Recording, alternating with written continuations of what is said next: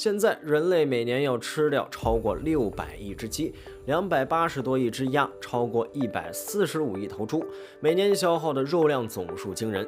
人类餐桌上的肉大部分来自于食草动物，几乎不见食肉动物，也没有哪种食肉动物被驯化为家禽家畜。这就有个问题，人类只吃食草动物，不吃食肉动物，是不好吃还是不敢吃？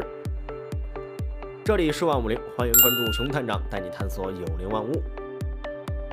对比其他动物而言，人类似乎是出了名的胆子大，只要是能吃的食物都开发出了各种烹饪方式，特别是肉类，煎、炒、烹、煮、炸，能够将食物的鲜美发挥到极致。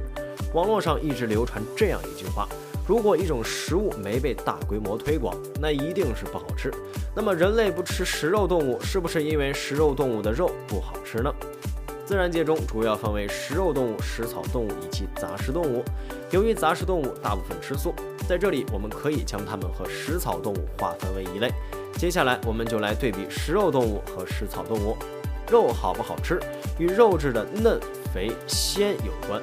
动物的肉质是否细嫩，与其年龄有很大的关系。就比如一只养了3年的老母鸡，它的肉质绝对很柴，只能用来炖汤。爆炒过后，肉太老，根本啃不动。而一只刚刚长大的嫩鸡，用来爆炒，肉质绝对细嫩，口感更好。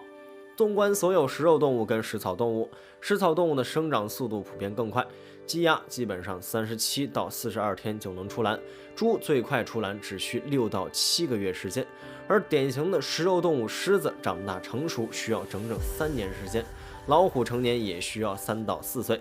因此，从动物的生长时间来看，成熟快的动物肉质相对成熟慢的会更嫩。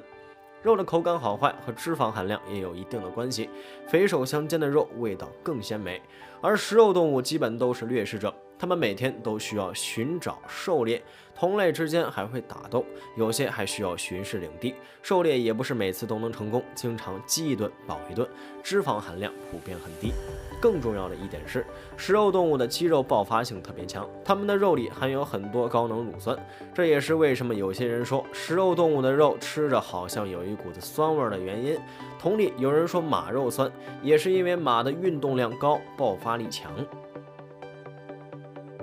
有研究证明，肉类之中味道最好的是食草动物，其次是杂食动物，最后才是食肉动物。不过，很多人对于食肉动物的肉不好吃不太赞同，毕竟狮子、老虎、棕熊等大型食肉动物的肉基本上都没人吃过，怎么知道到底好不好吃？归根结底，人类普遍不吃食肉动物，难道是因为不敢吃？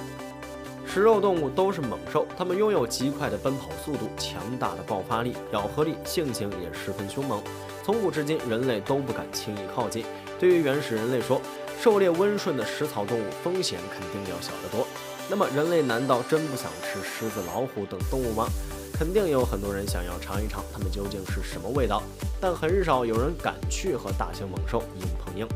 即使人类带着猎枪，遇上大型猛兽都不能100%取胜。曾经有个偷猎的猎人带着猎犬跟猎枪进入森林，遇到一只凶猛的老虎，朝着老虎开了7、8枪都没能打死它，反而被咬断了8根手指，还差点丢了命。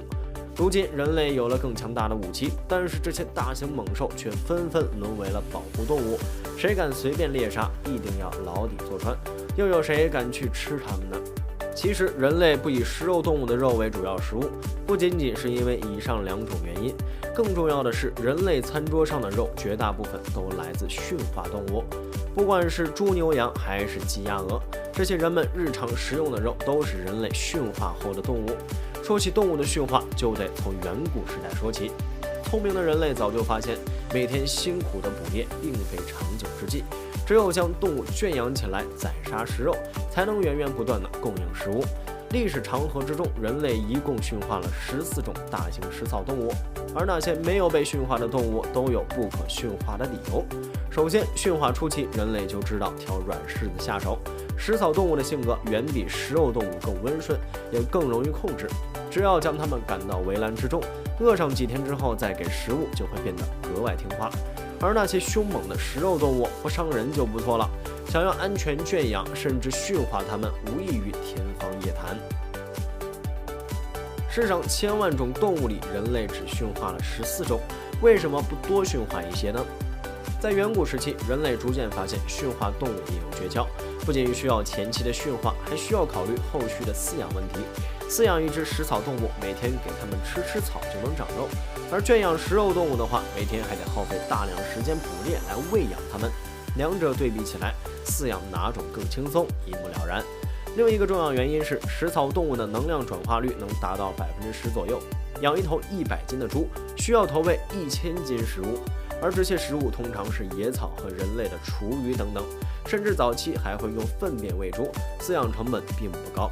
而食肉动物的能量转化率就很低了，养一头100斤的老虎需要投喂至少上千斤的肉，而肉的获取成本实在太高。不仅仅在古代饲养难度大，即便是现在，想要养大一头食肉动物，单投入的食物成本很可能就远高于动物自身的价值，显然是个赔本买卖。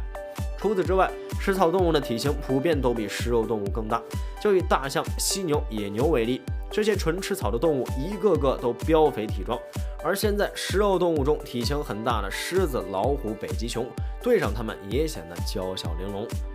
食肉动物体型的限制，一方面是来源于食物能量的转化率，另一方面，巨大的体型需要不断消耗能量，就需要不停的捕食。如果体型实在太大，那每天摄入的能量会赶不上消耗的速度，自然会被淘汰。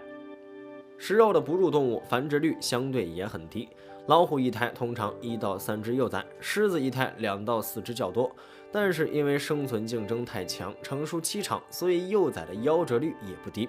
而食草动物则不同，除了体型特别大的少数以外，其他食草动物的繁殖速度和幼崽存活率相对更高，这样才能保证它们种群的延续。因此，从口感、饲养成本和难度、体型还有繁殖率这几个方面来看，食草动物都具备天然优势，在众多动物之中脱颖而出，成为了被人类圈养驯化的天选之子。